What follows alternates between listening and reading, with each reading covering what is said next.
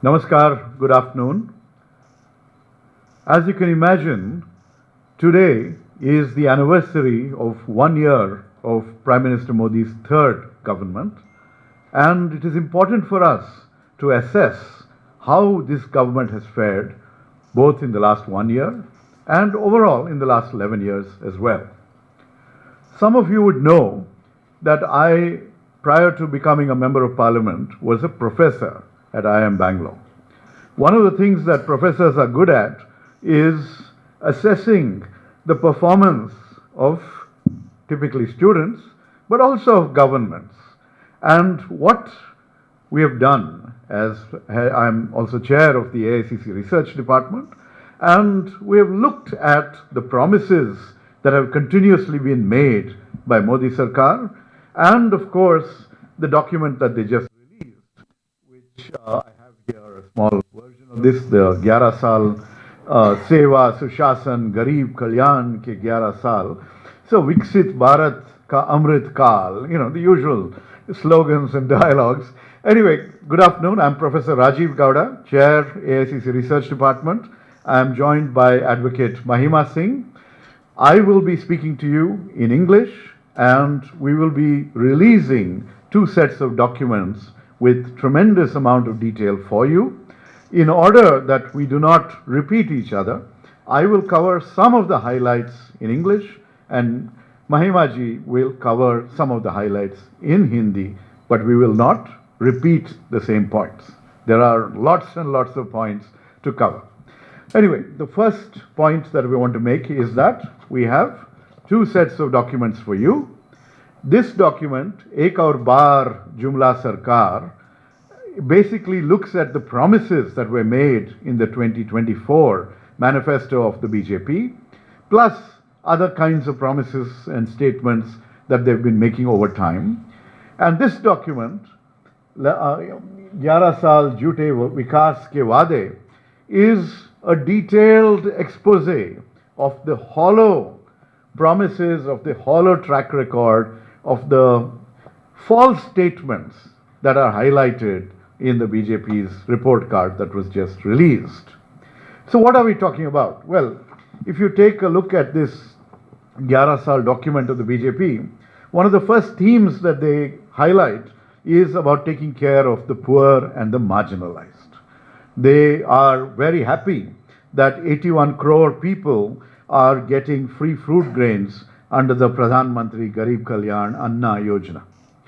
We are also happy that those who are otherwise deprived of food are getting some relief. But the basic point of hunger is a much larger crisis in India. And this crisis puts us at 105 out of 127 countries in the World Hunger Index. Now, what is the implication? Well, look at what this does to the children of India.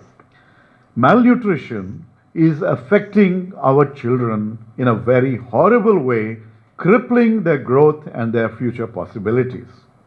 Stunting, which is low height for their age, is at 35.5%. Wasting, which is low weight for height, is at 19.3%, and underweight is at 32.1%. That is, nearly a third of Indian children are suffering from malnutrition in this day and age when they talk about Viksit Bharat. Let us remind the Prime Minister that he has a duty to our children and their futures. They make another claim that they have created 4 times the Ekalavya residential schools since 2014. They've announced 700 plus schools, out of which 300 are still non-functional. Is it rocket science to set up and run a school? Especially when you are crowing about what you are doing for underprivileged communities and our tribals and Adivasis. Now, in terms of defense, one of the claims is that over 5,000 items have been added to the indigenization list. Well, sadly, 40% of the items listed for indigenization have not been indigenized as of now. India remains one of the top importers of defense rather than a producer and an exporter. If you look at mission mode DRDO projects, 23 out of 55 have been delayed. And the share of R&D, today you're seeing that there is a lot of production that comes after R&D. What is the share of R&D in our defense budget? It's only 5.45%. Another claim that is constantly made. I'm also an economist, so I can tell you a little bit about this. One of the claims that is made is that we're the fastest growing large economy. Yes, that is true, but what rate are we growing? Are we able to encash a demographic dividend? Any economist will tell you that if we grow below 8.5% a year, we are sacrificing the future of crores and crores of our youngsters because we will not have enough growth and jobs and opportunities that are required to just provide the jobs that the great Jumla, 2 crore jobs per year, would be to fulfill that. And our growth is 6.5% over the last year. This is the lowest rate after the COVID period. So what is happening? What is happening in this 11th year of your Sarkar, Prime Minister Modi? And what is happening is reflected in the response of the private sector. Is the Indian private sector investing in India? If you look at investment figures, after you gave them that bonanza tax cut, nothing changed. They still do not have confidence in your management of the economy to invest, to put their paisa, their rupees, where they should be putting it in India. Capital investment, fixed capital formation has come down to 32.4%, which is a 11-year low, that is in financial year 24. And remember this, there is another legacy of Modi Sarkar, which is on the economic front, glaring and worsening inequality. What is the share of the wealth of India, which is in the hands of the top 1%? 40% of India's wealth is captured by the top 1% of Indians, and the bottom 50% of Indians have to make do over with what? Just a little more than 3%. This is not the sort of economy we want, and until you fix this, you're not going to unleash the raw economic power that India inherently has. Another claim is about the PLI scheme. What has been the performance of the PLI scheme? In the promise is 1.9 lakh crores allocated for PLI schemes. How much has actually been dispersed? 14,000 crores. Where are lakh crores? Where are thousands of crores? Only 8% has been dispersed because most firms have been failing to meet their targets or have just walked away saying it's not doable. Another claim that they make under the empowering Amrit PD, it says because of the national education policy, they've been bringing about change, and they said that 7 new IITs have been opened, number of AIMs has been tripled. But look at, you can create brick and mortar campuses, but you need people to teach in them. IITs, IIMs, NITs have 56% of faculty posts vacant. These come under the central government. In central universities, 5,000 teaching posts are vacant as of November 2024. 35% of faculty posts at AIMS Delhi, and new AIMS have 40+% faculty vacancies. So if you don't have teachers, what is the use of what you're doing? You need to wake up. Then, of course, another great claim is about the UDAN scheme, the ease of living for middle class India for tier 2, tier 3 cities. What is the reality of UDAN? More than 50% of approved routes never took off by 2023. Of the 619 routes under the UDAN scheme, only 323 are operational. Out of the 4,500 crores spent, UDAN is still struggling to fly. One last point I want to make, a point very, very dear to all our hearts, is about our environment, about sustainability, about preparing for climate change. The claim is that Ek Ped Maa Ke Naam, 142 plus crore trees have been planted. The sad reality is that India has seen the highest tree cover loss under the BJP government. In 2017, 1.89 lakh hectares, the highest, took place under this government. 1.75 lakh hectares in 2016, 1.44 lakh hectares in 2023, the worst in the last 6 years. The 5 northeastern states were responsible for 60% of India's total tree cover loss in the last 2 decades. And one of the things that this government is very good at, diverting forest land for non-forest uses, especially for mining projects of their own cronies. 1.73 lakh hectares of forest land between 2014 to 2024 have been diverted for infrastructure projects. What I have given you are just the highlights. In the detailed projects, in these detailed reports, you will, in this report on Jumla Sarkar, Promises versus Reality, we have the headlines, some of which are broader than what is there in this document, which is a counter to the highlights of this document. In this rebuttal, like the research department always does, we have also provided footnotes on where we've got this data. So you can cross-verify, you can do your own fact checks, but the truth is something that we request you to put out there, because otherwise, the one thing this government has been good at is propaganda and fake news. They are number one in that.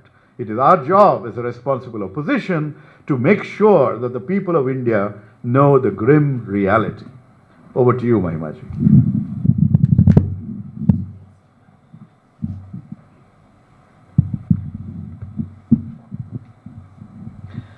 शुक्रिया doctor Gowda. जय हिंद, नमस्कार आप सभी को। आज 9 जून 2025 को 1 साल हो गया है प्रधानमंत्री नरेंद्र मोदी को तीसरी बार सरकार बनाए हुए। पिछले साल आज ही के दिन, आज ही की शाम, जहां एक तरफ प्रधानमंत्री नरेंद्र मोदी शपथ ले रहे थे, या पिछले 11 साल के जो सूरत हाल हैं इस देश में, ये भी कहा जा सकता है कि उनकी ताजपोशी हो रही थी, उस समय कश्मीर के रियासी के अंदर हमारे श्रद्धालु सह भारतीय भाई बहन आतंकवाद की भेंट चढ़ गए थे। तो सबसे पहले हाथ जोड़कर उनको श्रद्धांजलि दे करके अपनी बात शुरू करूंगी। तो आज हमने देखा कि कल से भाजपा में बड़ा जश्न का माहौल है। इन श्रद्धालुओं को, इन सह भारतीयों को श्रद्धांजलि देने की बात तो नहीं सुनाई देती, लेकिन एक 150 पन्ने की पुस्तिका ज़रूर सामने आई है, जिसमें 150 पन्नों में 11 साल का लेखा जोखा लिखा गया है। भाजपा का ट्विटर हैंडल उठा करके देखें तो नारी शक्ति के ऊपर बहुत बड़ी बड़ी बातें हो रही हैं। नारी शक्ति वंदन अधिनियम के ऊपर इस तरह से दावा ठोका जा रहा है जैसे वो तो लागू ही हो चुका है। 33% आरक्षण मिल चुका है महिलाओं को, जबकि सत्य कुछ और है। सत्य ये है कि डिलिमिटेशन के बाद लागू करने की बात है, और वो सेंसस के बाद होना है, जनगणना के बाद होना है। जातीय जनगणना के ऊपर भाजपा सरकार का यू टर्न अभी हमने देखा ही है, लेकिन सवाल ये खड़ा होता है कि जब 2021 में जनगणना को टालने के लिए बहाना बनाया गया कोविड का, तब उसके बाद G20 भी कराया गया, देश में बड़े बड़े इवेंट्स कराए गए, एक बड़ा चुनाव भी हो गया, लेकिन जनगणना का हमने कहीं नाम भी नहीं सुना। आज JP नड्डा जी ने 12 बजे प्रेस कॉन्फ्रेंस किया, उसमें बड़े बड़े दावे ठोके। इस बार वैसे आप लोगों ने भी शायद देखा होगा, आंकड़े भी कुछ मंद हैं और वृतांत भी कुछ फीका है। जो भाजपा का नैरेटिव है, जिसके दम पर भाजपा पिछले 11 साल से खेलती आई है, उस बुकलेट को हमने बड़े ध्यान से देखा, जो अभी डॉक्टर गौड़ा ने आप सभी को दिखाई, कि इस कि रंगीन पन्नों के अंदर आपको ना तो आंकड़े मिलेंगे और इस बार तो वृतांत भी बहुत कमजोर मिलेगा। तो ऐसे में मुझे अदम गोंडवी जी की बहुत मशहूर कवि रहे हैं, दलित विचार करते रहे हैं, गरीबों पर विचार करते रहे हैं, वंचितों पर विचार करते रहे हैं, उनकी वो पंक्तियां याद आई कि तुम्हारी फाइलों में गांव का मौसम गुलाबी है, तुम्हारी फाइलों में गांव का मौसम गुलाबी है, मगर ये आंकड़े झूठे हैं, ये दावा किताबी है। तो सच कहें तो ये मोदी सरकार के 11 साल नहीं, मैं तो ये कहूंगी कि ये तो नो डेटा अवेलेबल सरकार के 11 साल हैं, जैसा डॉक्टर गौड़ा ने अभी हमें बताया। और हम लगातार निरंतर कांग्रेस पार्टी से ये जारी करते रहते हैं कि उनके दावे बनाम सत्य आखिर है क्या। ये नो डेटा अवेलेबल सरकार के 11 साल हैं, ये मोदी सरकार के नहीं बल्कि मोदी प्रचार के 11 साल हैं, ये जीडीपी की धीमी रफ्तार के 11 साल हैं, जिनके पास न नियति है और न नियत है, न नीति है। ये भाजपा के मिस्ड कॉल वाले विस्तार के 11 साल भी हैं, ये कवर अप के 11 साल भी हैं, ये जवाबदेही के इंतजार के 11 साल भी हैं। और अगर आज आप किसी गरीब, पिछड़े, वंचित से पूछेंगे, दलित से पूछेंगे, वो कहेंगे सच कहें तो बेकार के 11 साल हैं ये। तो इसलिए ये जो 150 पन्नों का आपके सामने बखान पेश किया है भाजपा ने, इन 150 पन्नों के बखान के सत्य को आपके सामने बहुत विस्तृत तरीके से मेरे वरिष्ठ सहयोगी डॉक्टर गौड़ा ने रखा, चेयरपर्सन है रिसर्च डिपार्टमेंट के, और उन्हीं के द्वारा सामने लाए गए कुछ और तथ्यों को मैं आपके सामने रखने जा रही हूँ। मगर उससे पहले इतना जान लें कि पिछले 11 साल में मोदी सरकार ने कुल मिलाकर के 906 स्कीमों को देश के सामने घोषित किया। पिछले 11 साल के जो बजट सत्र हुए 906 स्कीमें आपके सामने लाई गईं। लेकिन क्या आप जानते हैं कि 906 स्कीमों में से 71% स्कीमें इसलिए 71% 71% स्कीमें इसलिए फेल हो गई क्योंकि वो अंडर फंडेड रही, क्योंकि जो बजट आवंटित किया गया उसके मुकाबले जो बजट इस्तेमाल किया गया उसमें बहुत बड़ा गैप था। और ज़्यादातर जो बजट था, जैसा आपको डॉक्टर गौड़ा ने डिफेंस बजट के बारे में भी एक जिक्र यहाँ पर किया, वो वापस किया गया, वो अनयूज्ड, उसको बिना इस्तेमाल किए उसको वापस दे दिया गया। यानी कि जुमला सरकार का सत्य, पहला सत्य ये कि एक तरफ घोषणा करते हैं और अपनी ही घोषणाओं को रीपैकेज करके पेश करते रहते हैं, कांग्रेस सरकार की ही नहीं, अपनी ही घोषणाओं को भी हर साल नए रूप में ले आते हैं, old wine in new bottle जैसा अंग्रेजी में कहा जाता है। तो इसी बात को आगे लेकर जाते हुए और आपको कुछ और आंकड़े बताते हुए उन्हीं की पुस्तिका से हमने जो टाइटल्स उठाए हैं, सबसे पहला तो देखिए उन्होंने कहा कि किसानों के कल्याण को सुनिश्चित किया है मोदी सरकार ने पिछले 11 साल में। उनका दावा है, भाजपा का, जेपी नड्डा जी का, मोदी जी का दावा है, पीएम किसान लाभार्थियों को उन्होंने 3.25 लाख 3.7 लाख करोड़ रुपए वितरित किए। अब इसकी हकीकत क्या है वो जरा जान लीजिए। और जैसा आपको बताया गया है बुकलेट के अंदर रिसोर्सेज भी हैं जहां से हमने ये मटेरियल, ये तथ्य ये आपके सामने रखे हैं। अप्रैल 2022 से नवंबर 2023 के बीच 2.25 करोड़ लाभार्थी लिस्ट से हटा दिए गए, उनके नाम मिटा दिए गए, जैसा इस सरकार का ट्रेडमार्क है कि लिस्ट्स बनाते हैं, लाभार्थी दिखाने के लिए बनाते हैं और उसके बाद उनको मिटा देते हैं। उसके बाद आकर के दावा किया कि पहले 100 दिन की जो पुस्तिका निकाली थी, पहले 100 दिन में मोदी सरकार ने कहा हमने 25 लाख नए किसानों को शामिल किया है। लेकिन ये बिल्कुल झूठ है, क्योंकि आंकड़े बताते हैं कि मात्र 13 लाख किसानों को दोबारा से शामिल किया गया, जबकि हटाए गए थे कितने, 2.25 करोड़। और इसी तरीके से जो पीएम किसान योजना, जो जिसके ऊपर बहुत दंभ भरती है ये सरकार, उसका एक बहुत बड़ा सत्य ये भी है कि जो किराएदार किसान हैं या जो कॉन्ट्रैक्ट फार्मिंग, जो कि जब कृषि कानून लाए गए थे उसमें एक बड़ा बिंदु था जिस पर बहस छिड़ी हुई थी, उसमें जो किराएदार किसान हैं, जो कॉन्ट्रैक्ट फार्मिंग कर रहे हैं, वो इसमें लाभार्थी नहीं है, उन तक इसका लाभ नहीं पहुंचता। और आज के आंकड़े तो जनगणना के हमारे पास है नहीं, इसलिए 2011 के आंकड़ों के हिसाब से देखा जाए तो आप ये देखेंगे कि 2011 के आंकड़ों के हिसाब से 14.43 करोड़ किसान जो हैं वो इस योजना से बाहर रह जाते हैं। ये 2011 के आंकड़े के हिसाब से। मैंने किराएदार किसानों की बात की, इसे अंग्रेजी में टेनेंट फार्मर के टर्म से जाना जाता है। तो इस तरह से आप देखें 2011 के आंकड़ों के हिसाब से, और इसलिए जनगणना और ज़रूरी हो जाती है ताकि पता चले आज आखिर ऐसे कितने किसान हैं जो इस योजना से बाहर रह जाते हैं। इसी प्रकार से नारी शक्ति के लिए नया जोश का बहुत बड़ा एक नया नैरेटिव आपके सामने पेश किया गया, रंगीन पन्नों में परोस करके, जिसकी सच्चाई मैंने आधी तो आपको बता दी कि नारी शक्ति वंदन अधिनियम हो या वो पीएम मातृत्व वंदना योजना हो, ये जितनी योजनाएं हैं इनका यदि आप सत्य पता करने जाएंगे तो आप देखेंगे कि जो डेटा ये पेश कर रहे हैं आपके सामने वो कितना झूठा है। सबसे पहली बात, उन्होंने आपसे कहा, दावा किया देश से कि भारत में पहली बार 1000 पुरुषों पर 1020 महिलाएं हो गई हैं। जो सेक्स रेशो है उसको उन्होंने बढ़ा चढ़ाकर पेश करते हुए कहा कि 1000 पर 1020 महिलाएं हो गई। अब जनगणना तो हुई नहीं, एक सर्वे कराया गया। उस सर्वे के अंदर जो मेथडोलॉजी रखी गई वो कुछ इस प्रकार से रखी गई कि उसमें जो सवाल पूछे गए, जिस तरह से पूछे गए, मसलन आपसे आपके घर आकर पूछा गया कि पिछली रात आपके घर में कितने पुरुष और महिलाएं थीं। अब भाई पिछली रात मेरे घर के जो पुरुष हैं, हो सकता है व्यापार के लिए बाहर गए हों, या हो सकता है कि मेरे घर के जो पुरुष हैं वो किसान हों और खेत में पानी लगाने गए हों, तो मेरे घर में तो वो नहीं थे। तो उस हिसाब से मेथडोलॉजी को जो है छेड़छाड़ करके 1000 पर 1020 का आपके सामने आंकड़ा पेश किया, जिसके ऊपर विशेषज्ञों के आज सवालिया चिन्ह लगे हुए हैं। और इसी के साथ साथ गौर करने वाली बात ये भी है कि जो एनसीआरबी के आंकड़ों के अनुसार महिलाओं के ऊपर अपराध है, महिलाओं के खिलाफ अपराध है, उसके आंकड़े दोगुने हो गए हैं। अब भाजपा के सर्वे का डाटा जो है उसकी तो हमें क्रेडेंशियल्स, उसकी क्रेडिबिलिटी नहीं पता, लेकिन हमें ये ज़रूर पता है कि एनसीआरबी जो है वो डेटा हमारे सामने लेकर आता है, वो अपराध के ऊपर एक रिकॉर्ड रखता है। उसको देखते हुए ये माना जा सकता है कि 2012 में जो लगभग 2.5 लाख मामले दर्ज हुआ करते थे महिलाओं पर अपराध के, वो 2022-23 में बढ़कर के लगभग 4.5 लाख हो चुके हैं। ये बहुत चिंता का विषय है और इसके ऊपर मोदी सरकार को ज़रूर उत्तर देना चाहिए, क्योंकि सत्य ये है।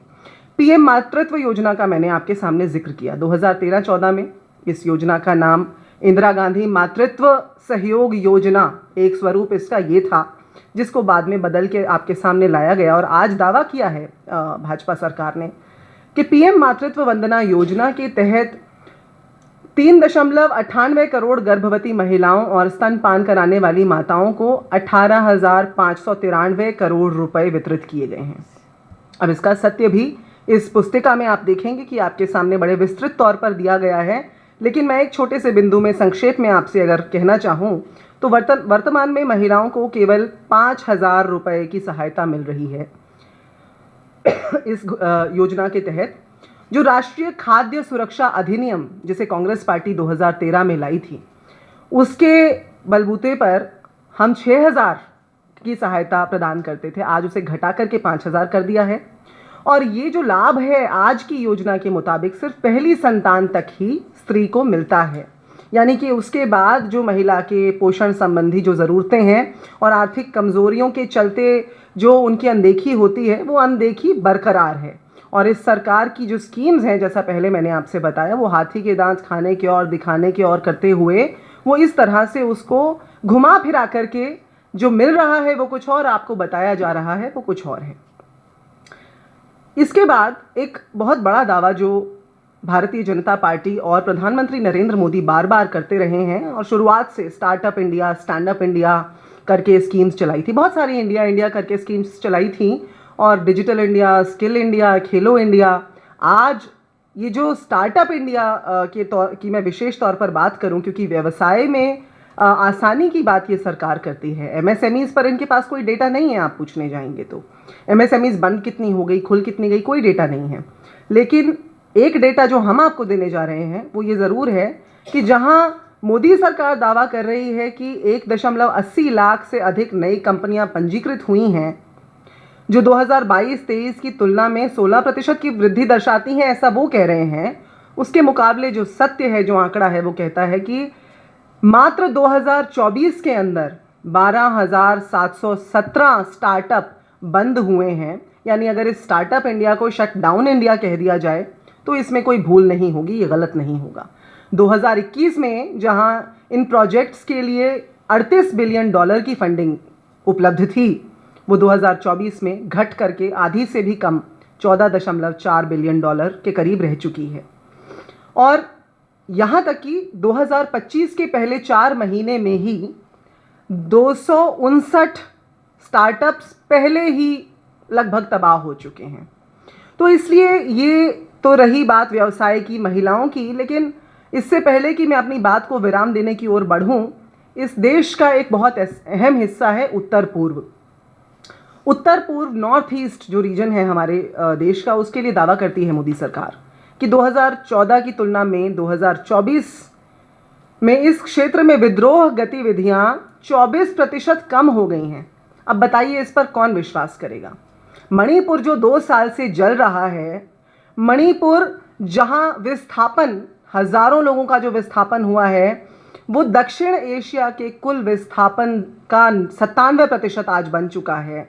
जहां अभी कल परसों में ताज़ी हिंसा हुई है, राष्ट्रपति शासन लग चुका है, जहां के विधायकों ने तमाम कोशिशें की प्रधानमंत्री से मिलने की, लेकिन प्रधानमंत्री ने 1 मिनट नहीं दिया उन्हें। उस मणिपुर को जलता हुआ छोड़ करके यहाँ पर ये नॉर्थ ईस्ट की डेवलपमेंट करने का दावा करते हैं, वहाँ विकास करने का दावा करते हैं। और ये दावा, जैसा मैंने अदम गोंडवी जी के अंदाज में कहा था, ये दावा बिल्कुल किताबी है। रंग बेशक आप उस पर गुलाबी लगा दें, पर दावा किताबी है। और अंततः विरासत और विकास का एक बड़ा जुमला फेंका है इस पुस्तिका के अंदर।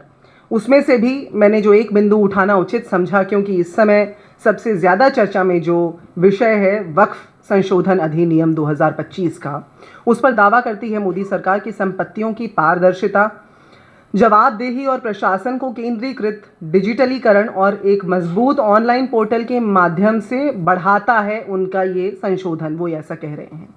अब जहां हमारे प्रधानमंत्री अपने चुनावी भाषणों में मुगल मंगलसूत्र, ज़्यादा औलादों वाले लोग, इस तरह की बातें इस्तेमाल करते हैं, वहाँ उनकी इस बात पर कौन विश्वास करेगा भला।